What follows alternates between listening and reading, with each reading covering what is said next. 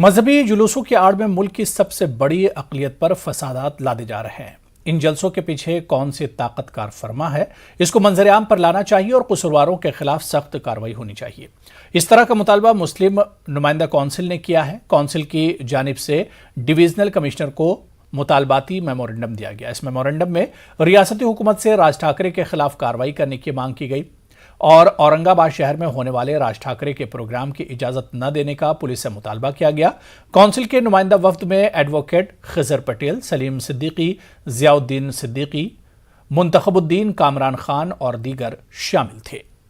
मुस्कान का प्रोग्राम औरंगाबाद में नहीं करने दिए पुलिस ने। वैसा ही जो है राज ठाकरे का प्रोग्राम भी ना हो, क्योंकि उसके बाद फौरी 3 दिन के बाद ईद है और खुदा न खास्ता कोई प्रॉब्लम और होता है तो पुलिस कंट्रोल नहीं कर सकेंगी। बड़ा दंगा औरंगाबाद में होने के चांसेस है। इसलिए हमारी रिक्वेस्ट है कि वो जो है तो यहाँ पर प्रोग्राम ना हो राज ठाकरे का। भारत के अंदर भारत जो है कॉन्स्टिट्यूशन से चलता है, लेकिन आप देखेंगे कि हथियारों की नुमाइश खुलेआम हो रही है। ये ड्यूटी पुलिस की है कि पुलिस उसको तुरंत रोके।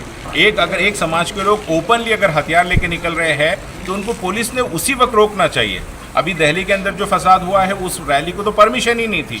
ओपनली हमने देखा है कि हर कर्नाटक में ठेके